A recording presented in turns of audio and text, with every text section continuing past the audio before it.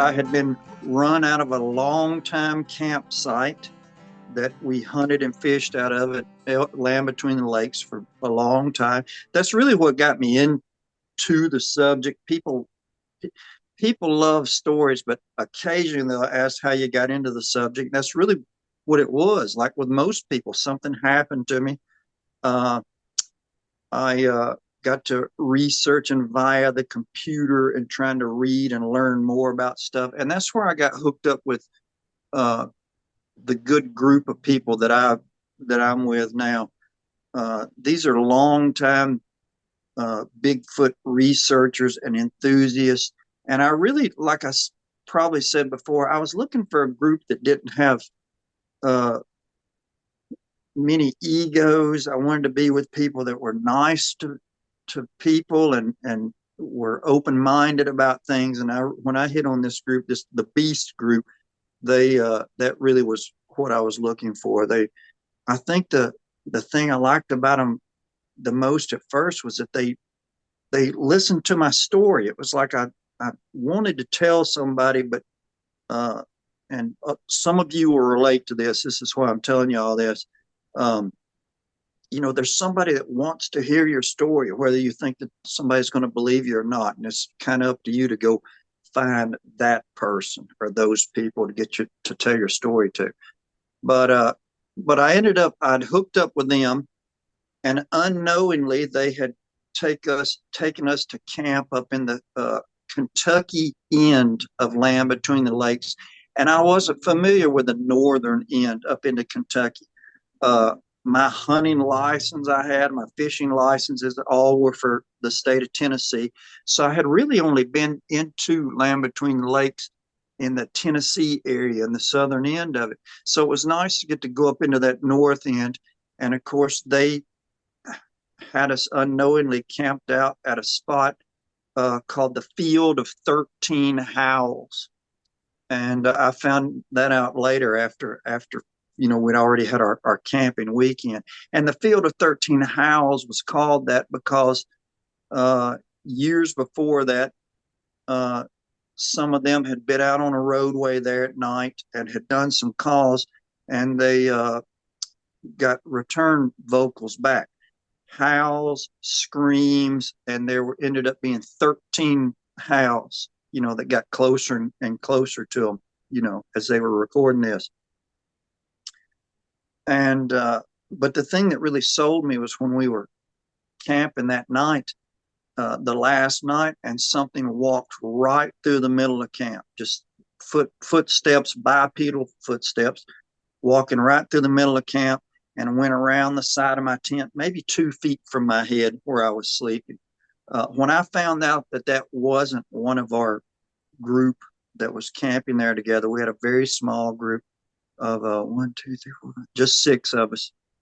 And that really almost kind of solidified it for me. The vocals that we had heard that night before, out doing calls and stuff, it really got my mind working in a different direction. In fact, on the way home, when we packed up and was driving home, I got a phone call from a buddy of mine while I was driving. And because he also understood how funny it was for me to go meet a bunch of strangers somewhere off in the woods and go camping with them and go, boogering or Bigfoot hunting with them.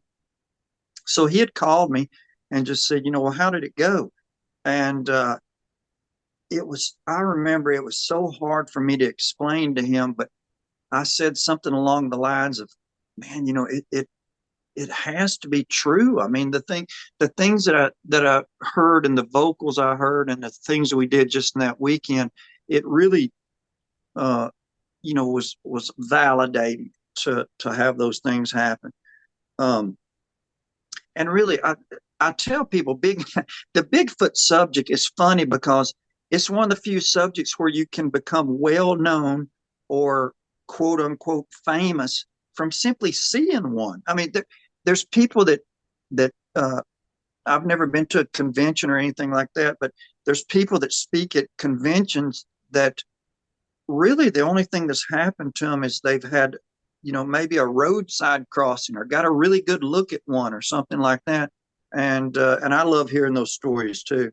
But it is kind of funny how you earn your notoriety, in the Bigfoot field. And me, I tell people I'm the most humble person I think you'll ever want to meet. I don't think that I'm anybody. I never proclaim myself to be anybody. I don't even say I'm a researcher. I'm just an enthusiast. But I am a hiker and I'm a camper and I'm out in the woods a lot. And really, that's where, if people are wanting to get into this, that's really where you will have your chance. If you're ever going to encounter anything, is simply by doing what you normally do, out there hiking, out there camping with people. Uh, like I said, I've never seen one, but I know I've had them close to camp before, uh, on several occasions. I've just never been lucky enough to see one, and I've gone over in my mind over and over. You know what? How will it affect me? What will it do? I'm a religious person. How will it affect my belief system that I've had if I see one, and things along that line? But I guess we'll get to that when we get to it. But anyway, we this little core group, we have a podcast. We have guests on the show and people tell their stories and stuff like that. Well, we had gotten, and the name of that show is called Sawdust with two T's Beast. And it's a YouTube channel, just like Linda has. We eventually decided, and so many people had asked us if we would have a get together, like a meet and greet type situation. And several of us talked over, and we thought, yeah, let's do that. We'll just see how many people come. And we always talked about Land Between the Lakes because it's our main area that we hang out in.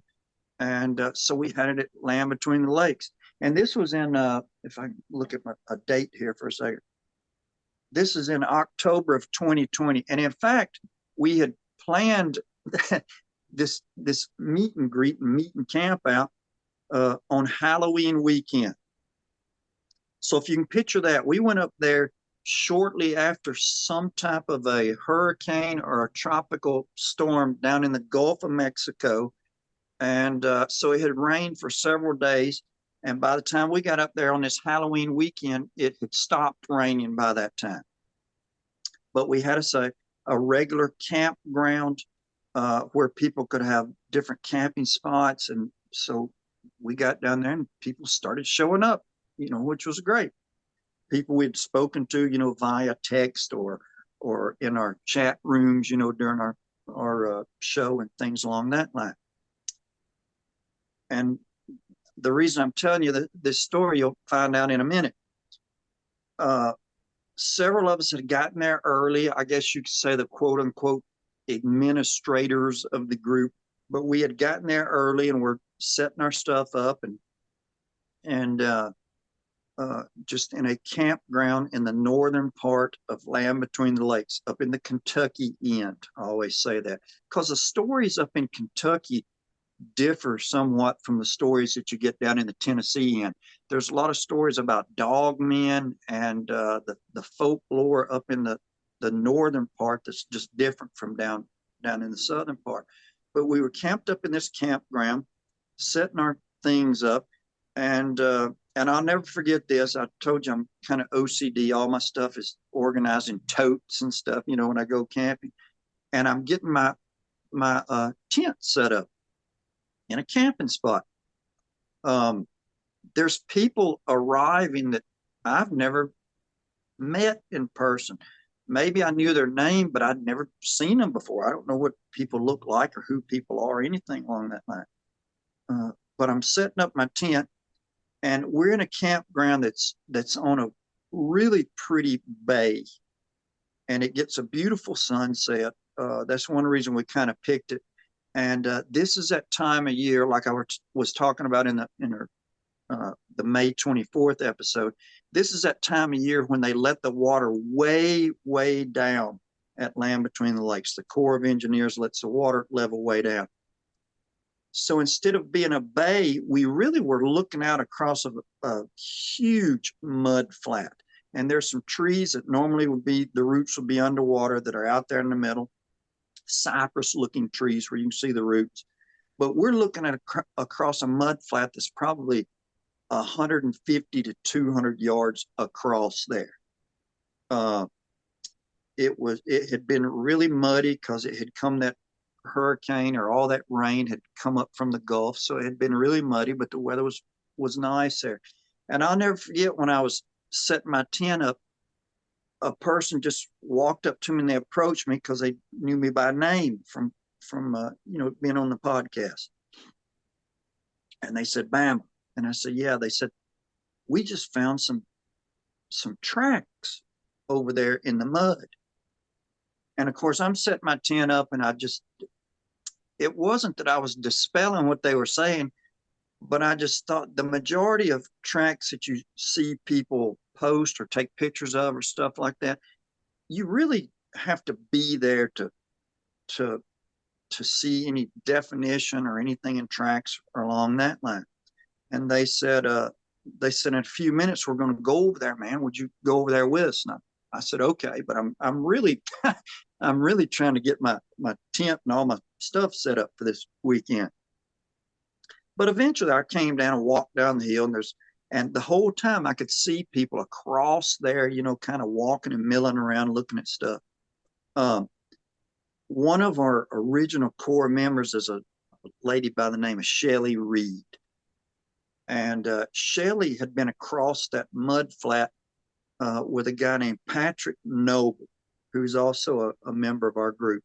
So Shelly and Patrick are across there, and they're really rock hunting, because there's a creek that comes in over there, and the rocks are so pretty in the bottom of this creek. I mean, it's like real smooth, different colored river rocks. It's like the type of stuff that you would collect to put in your rock tumbler if you had one of those, to make them smooth and shiny. So they're over there just looking at rocks, looking for arrowheads or anything that may have washed down off this bank over there. Well, as I get to walking down there, Shelly comes over and met me, and we're just kind of talking. And she was one of the ones that I had gone to the Field of 13 Howls with on the camping trip. Shelly was one of those people, and she's been around a long time, has a lot of knowledge. And we got to walking down there, and she goes, "I noticed some tracks over here on this side in the mud." And I said, okay. And we went over and looked at it, and these were really small tracks. They probably weren't 6 inches in length. And we walked over, and Shelly said, "Well, these are the first tracks that I noticed was over on this side when I was just, walking around." And I said, "Well, those are small tracks." I said, "They almost look like a kid's track, except like a child's track, except they were really deep down in the mud." I mean, and by this time, things had dried and settled enough to where we really couldn't leave good footprints with our boots or shoes or whatever. The way my mind works, the first thing I started thinking was, and hers too, I told her, I said, a lot of people fish over here off this bank, and they camp right here. Who would let their kid walk around out here, even in the mud, simply because of the danger of maybe fish hooks in the water that people had lost, or lures, or glass, or something along that line? So, that's the way we're thinking. We're looking at these little tracks. Who would let their kid out here run around this mud with, things that could hurt them maybe? And another guy came down. This was the very first time I'd ever met him, but he came down. He said, "Man, I'm going to walk around to the other side to where they found those tracks. Would you want to go around there with me?" I thought, sure. Never met the guy in person before. So we kind of skirted around the edge of this big bay, because some places it was still really muddy, and you eventually get to a spot to where there was a pretty substantial sized tree had fallen from up into the woods, and it had fallen out into the water of this bay. So it really stuck out into the bay a pretty good ways, maybe 15 yards out into this bay. and it had been laying there long enough in the water and dry and water and dry over the years that the limbs were missing off of it. It's just, at this point, it's just a big, huge, rotten tree laying out there, from the woods into the mud. Well, I could see where people had been out there. I can see footprints and boot prints and things along that line. But I could also see where people had taken sticks that they had found and they had stuck them up in the mud where they had found good tracks at. And this really was Shelley and Patrick are the first ones that found the initial tracks where they came down off of a ridge out of the woods into this mud flat. But they had yet to really, follow them and see where the prints went or anything along that line.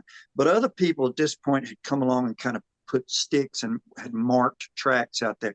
And some places there would be a track and then you wouldn't see anything for another 10 yards or so, and then there would be another one because there was a lot of wind. The leaf litter had come down and was landing on the ground. We usually go in cold weather, so we don't have much foliage on the trees. So, a lot of leaf litter laying on top of tracks we found out later on.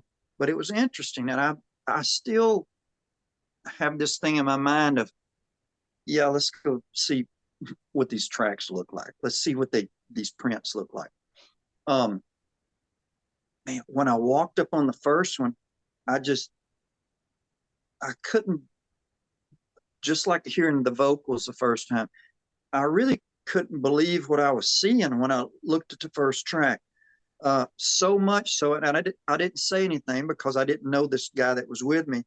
But I remember just looking at this guy, and the thought that ran through my mind was, if somebody is playing a trick or if somebody has done something and they're hoaxing something, I'm going to be not mad, but I'm going to be upset that just because you don't do that. That's one thing in the Bigfoot world is, man, you just be honest. You're all in it together, and that was the attitude that this group had. And I looked at this track, and it was a clear track in the mud with all the toes visible in it. And I could tell when I got down and looked at it that it had taken rains several times. It had, water drop marks in it along that line. I could tell that a few leaves and stuff had been on top of it, just normal stuff that would take place over several, maybe a week of time or a couple of weeks of time. But the other thing I noticed was things in the track that were there on the ground when the track was made. So this particular track actually had a stick through the middle of it, and this thing had stepped onto the stick and embedded this stick in the ground under the track itself and had broken the stick. Well, that's what really got me thinking, because over the years, over my career, I have processed thousands of crime scenes over the years, just, and I've had some really good mentors in doing that over the years that taught me how to think about things outside the box and really, figure things out. A lot of these old time crime scene guys. So I started kind of looking at it like that. And then I went on to the next track, which was, I wish I had all the stats to give y'all, but we literally did have someone the next day that was recording all of our stats for us, how far it was from one step to the next step, things along that line. We actually had somebody writing that down on a paper plate, believe it or not. We're here for a camp out, so we had plenty of paper plates, but we had somebody documenting all that. But the one thing I did notice as we went across there is this thing came down out of the woods, and it really was able to walk far enough to where it went across several different kinds of substrate that were there. It started out in a really muddy area, so much so that if you weren't careful, your feet would almost slide out from under you in this mud. So a couple of those tracks, the first tracks, had slide marks to them where it was on a slide incline. And this thing was traveling along this big old tree that I was telling you about that had fallen out into the water. And it kind of looked like it was going to go around the end of this tree, like it was working its way along the edge of this bay that the water was down in. Interestingly enough, the little tracks that they initially found from way across the bay, they had worked their way over to these big tracks. And we have a lot of these pictures, and we even did a little short documentary on it on our other channel and on our Facebook page. The little tracks at one point actually came up to the big tracks and was facing the big tracks, and then the little tracks disappeared as if something had picked up the smaller one and carried it and walked off with it, which I thought that was pretty interesting. And really, there's a few times when, I'll be honest, I stood there, and as I was following the progression of the prints, there's a few of them that really gave me chills when I looked at them. And I think the reason is being because I really knew I was standing in a spot where one had come down and walked. And then I got to thinking, I wonder if it was in the daytime or the nighttime, or were there campers over in this campground when this took place? So all these things are running through my mind. So I saw tracks in mud. I saw tracks where the toes were splayed out in the mud. There's tracks where there was what we call a mid-tarsal break in the middle of the foot, where it hinges right in the middle of the foot. There's places where those were really evident in some of the substrate there, because eventually the tracks got to where they were in an area of mud that had a really fine layer of some type of moss or algae over the top that had dried. So it was almost like if you took a piece of saran wrap and just laid it out on top of the mud and stuck your foot down in it. It really had that kind of definition. If you pulled the saran wrap back out of the mud, you would see that type of definition in the some of this stuff that we were looking at. And we followed them and kind of just looked at a few of them, and we decided that the next day, man, we're gonna make some casts of these tracks. Well, we're at Land Between the Lakes. We're off in the dang middle of nowhere, and everybody's really excited. That's what was great. But that night we had a good eating, and learned a lot of new people there and things along that line. And me, though, I just kept thinking about that trackway across there. Even in my tent that night, I remember laying awake and just thinking that one came out of the woods and walked along there. Just it's really rare to see a good print. And I've seen, I have friends that have seen lots of them, but this really was the first time I'd ever seen a really good print, or much less a series of prints. So the next morning, it happened to be Halloween, like I said. So 2 or 3 of the ladies, they'd really dressed up in Halloween costumes. So there's people walking around camp in Halloween costumes. And one of the ladies there, Debbie, who was at the Field of 13 Howls with us, we thought this was funny because she was dressed up like a deer in a deer costume. And it just happened to be hunting season. So we were joking with her, she's dressed up like a deer at Land Between the Lakes during hunting season. But her and somebody else loaded up, and they drove to the smallest little town that was close to there that had a hardware store. And they went in, and we bought out all the plaster of Paris that they had at this place in their Halloween costumes. They show up at a hardware store and buy all the plaster of Paris.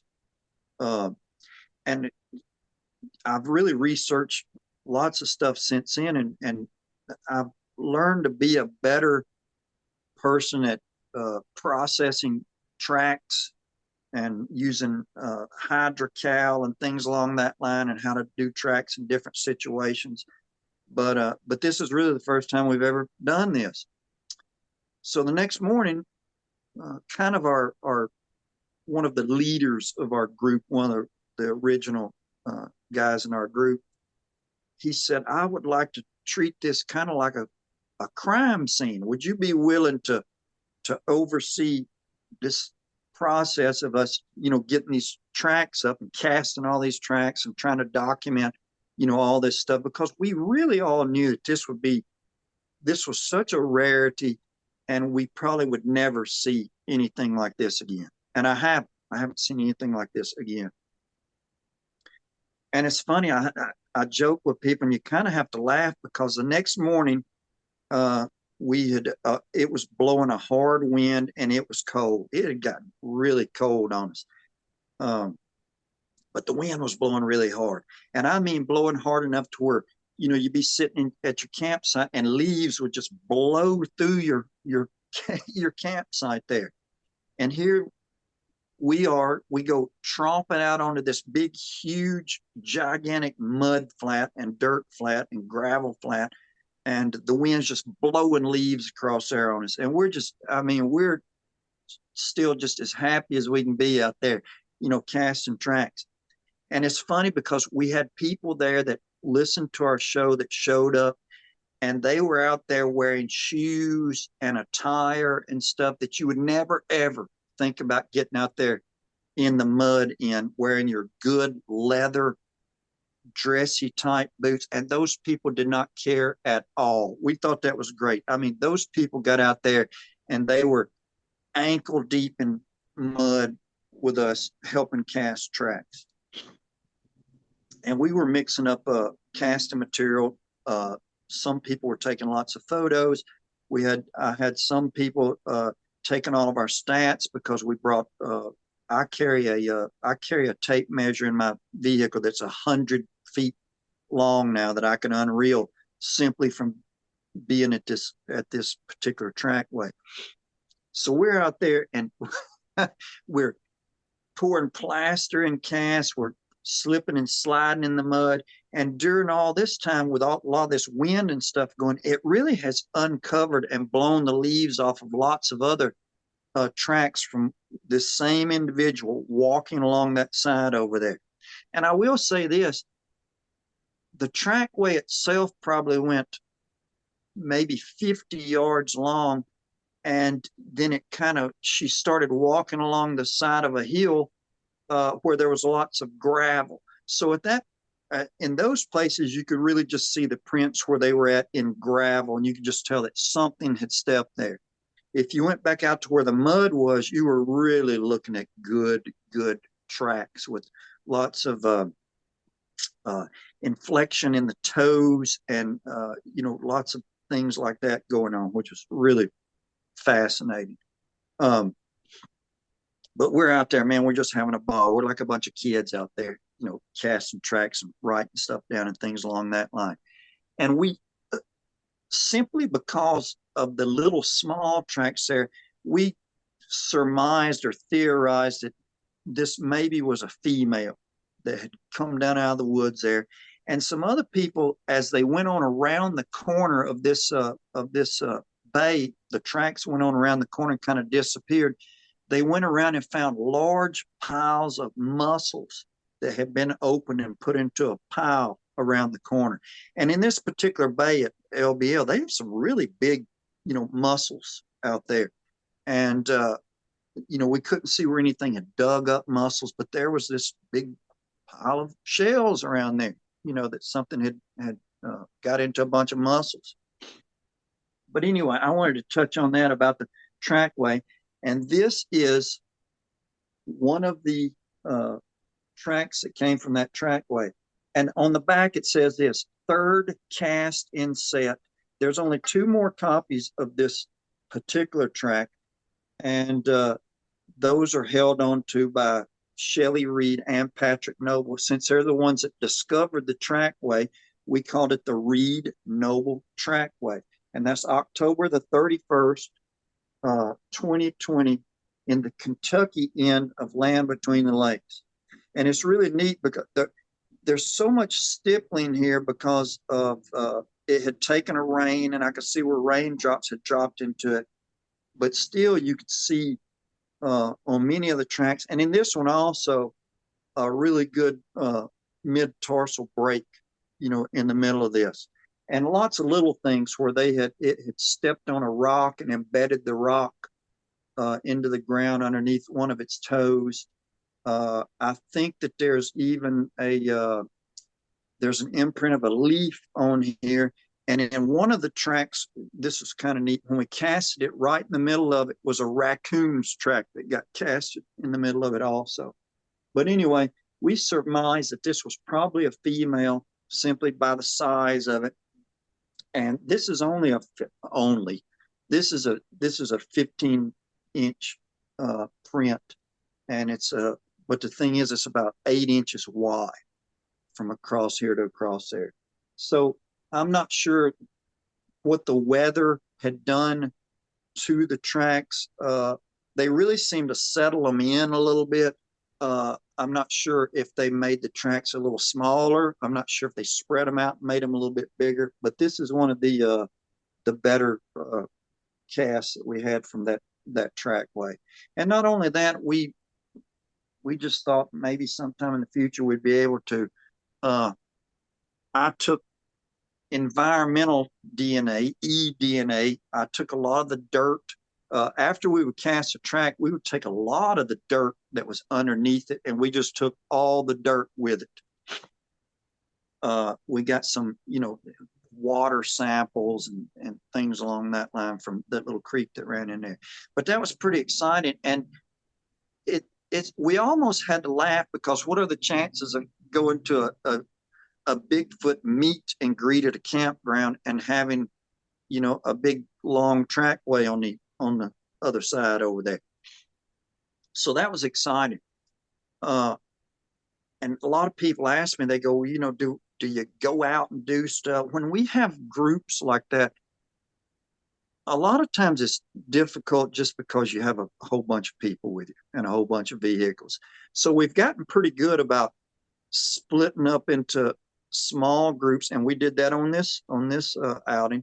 We split up into some small groups, and we had kind of known our way around enough to where different ones of us could drive to different places with a group of maybe 4 or 5 people and get out and do calls. And because people, when they come, they want to go out and they want to do calls, and they want to hear somebody do a call. We never record our calls, or we never really let people hear the calls that we do.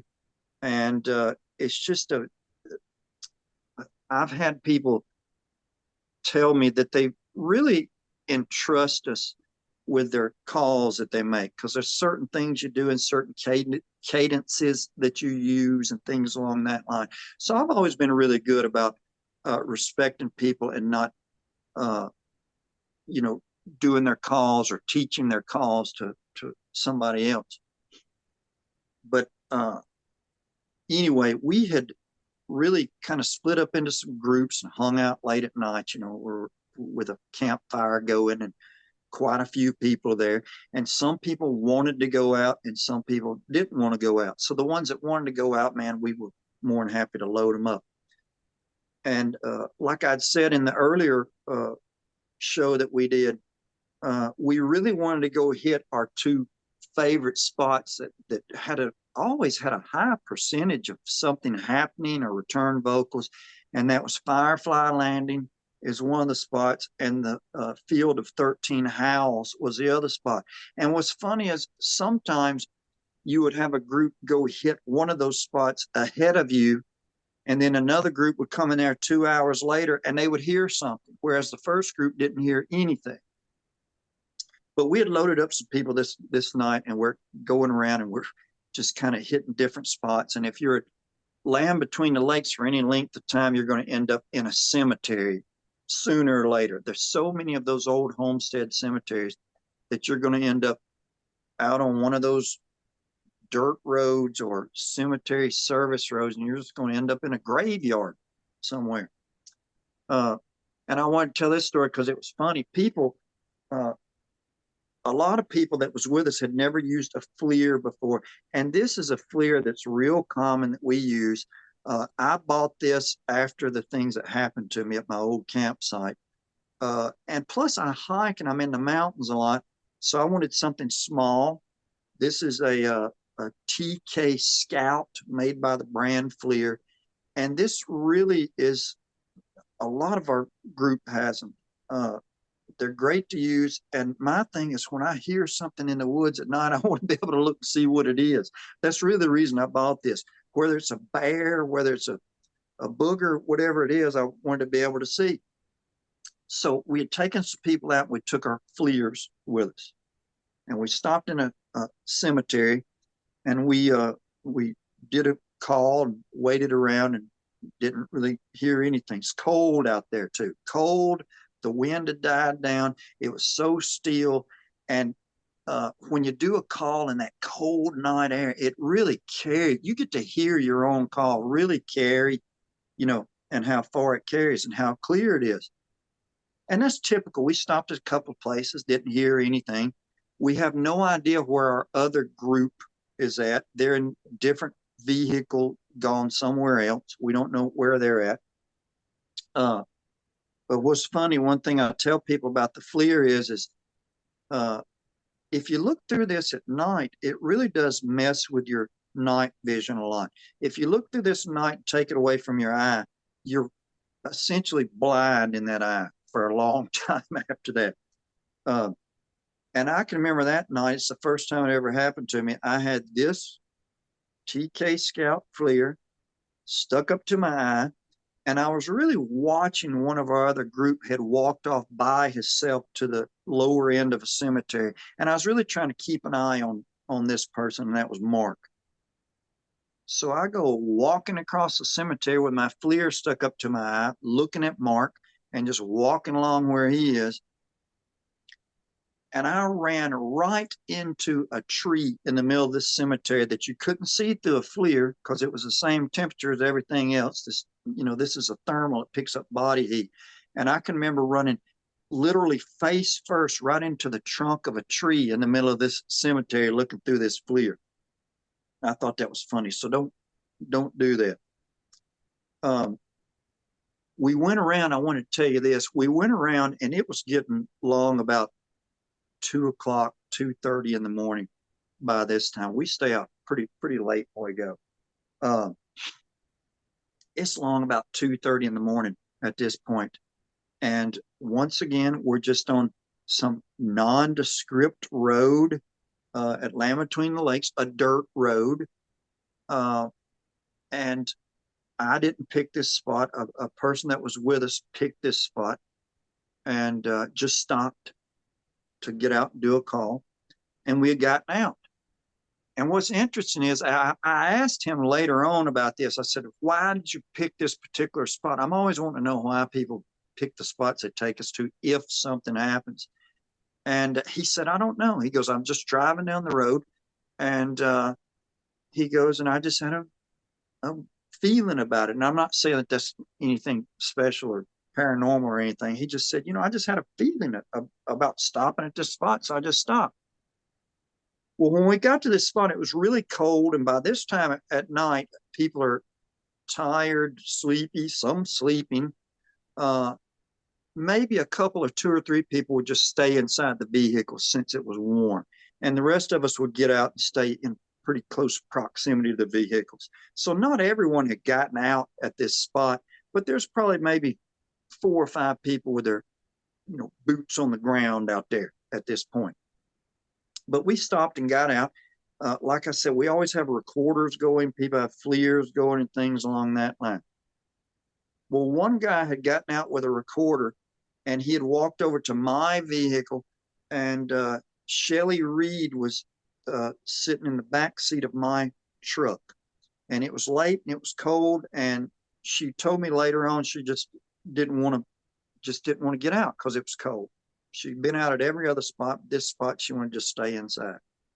So as he got out, he started his recorder and he walked up to the window where Shelly was sitting, and they started carrying on a conversation.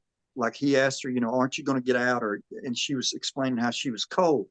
All to say, in the background at the same time were some of the best vocals and the loudest, closest howls I'd ever heard at LBL. And that's one thing that you hear there a lot are howls. And when we record these, we put these on a spectrograph, and we really find out where these howls fall at megahertz wise and things, because it separates those vocals from any quote unquote known creatures that are out there that could be howling. And I mean, and if you were standing there, once again, I say this a lot, if you were standing there when these take place, you'll understand that these just aren't these aren't normal. These aren't coyotes. This isn't a person doing this. The howls are really loud. The length of the howls are usually pretty long, but I had always heard them from a good distance. I think the closest I'd ever heard any really good, loud howls was probably 400 yards away at this point. But when we got out at this spot, I had gotten out first. As soon as we stopped the vehicle, I'd opened the door and had gotten out and walked maybe 20 yards from the front of the grill of my truck on this road. And that's when these howls started. And off to the left of us was an old road that went out. It probably went out to the end of kind of a point and a hollows on each side.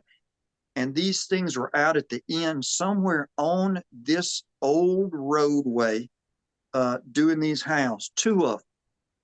And it's so funny because I've heard them do it there several times. That a lot of times you'll have one kick off real loud, and then another one will come in, and they actually harmonize. It's two different notes, and they come in together and they harmonize. And this really what this sounded like. And it was so loud and so clear coming through that cold steel air. And I mean, it makes it worse when you're cold also. I get chills thinking about those howls that night right now. And the first thing I thought when the howls started was, I thought, great, somebody has a recorder going. We have recorders going, because this was so close and so loud and lasted so long. Little did we know that really the recorder was picking up their conversation more than it picked up the howls. I've listened to the recording before. You can hear the howls in the background, but with people talking, it's really indiscernible as to how far and how loud they were. And then after that, those two howls calmed down. When they started, I don't know why I've learned to do this. I think it's because lots of people have told me to. The howls came off to my direct left, and instead of turning to my left, I really started looking in other directions, and I had my FLIR out. I really started looking in other directions because I've had people tell me that, the stuff that happens away from where you're actually hearing stuff at.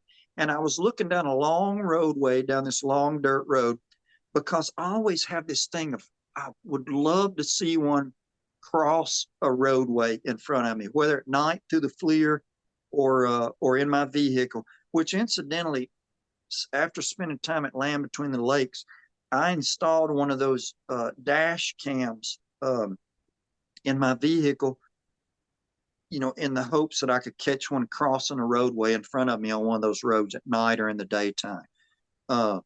It records on a loop. It has a chip in there, and it also has a button to where if something happens and I have my wits enough about me, I can press a button on the dash cam, and it will basically go back in time 10 seconds and start recording from then, and it'll record from 1 minute after that. So that was my hope, but I had I had that camera in the vehicle. I've got my FLIR. I'm looking down this long dirt road, hoping to see something cross the road. And after those howls stopped, I probably sat there maybe 2 or 3 good minutes, and I had been looking down that road the entire time. Nothing crossed that road. It was a long dip I found out later when we left. Nothing crossed that road, but probably, oh man, it couldn't have been 50 yards from us. And I'm the only one out on the roadway in front of my truck at that end. The other people had kind of bunched up between our vehicles there. Maybe 50 yards down that road.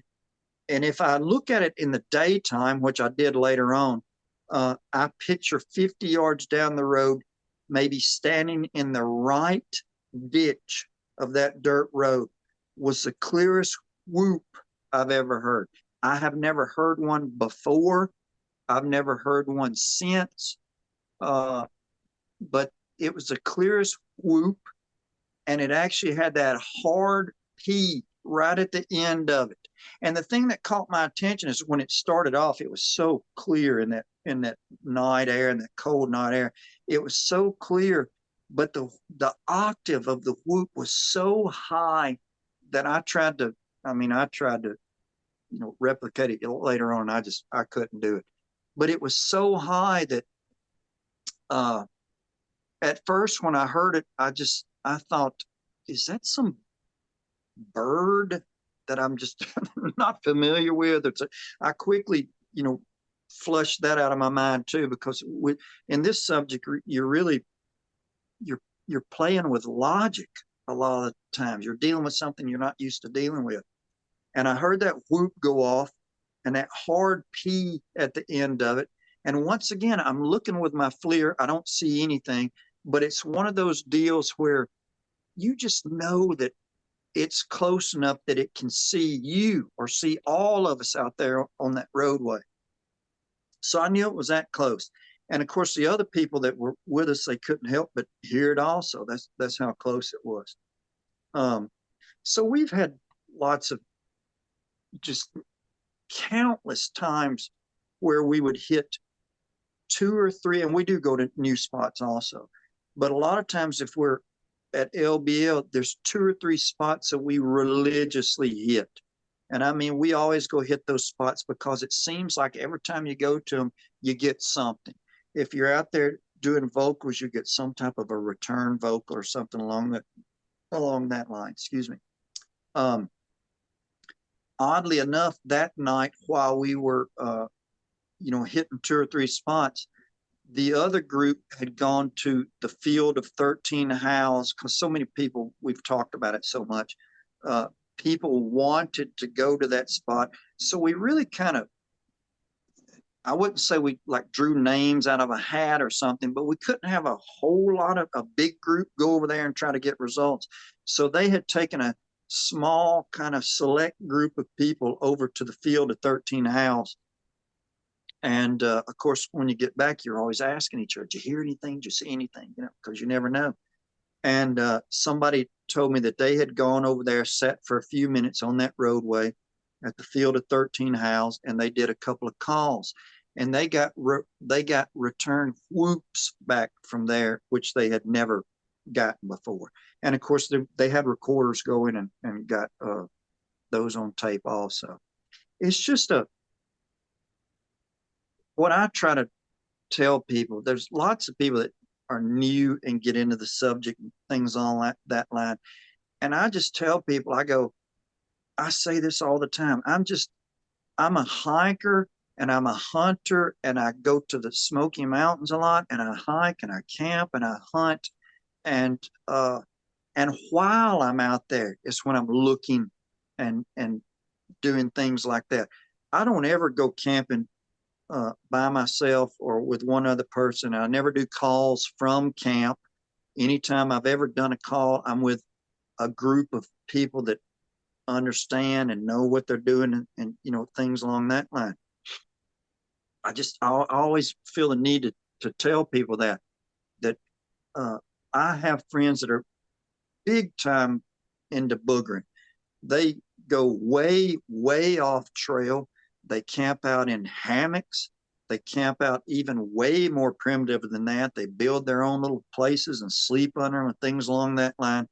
And they really are out there far enough to where if things happen, they can't just like run for the truck like we do. We always joke when we hear something. A lot of times somebody will make the joke. Somebody will go, we're all going to die, run for the trucks. And we start laughing, because things just, happen to us while we're out there.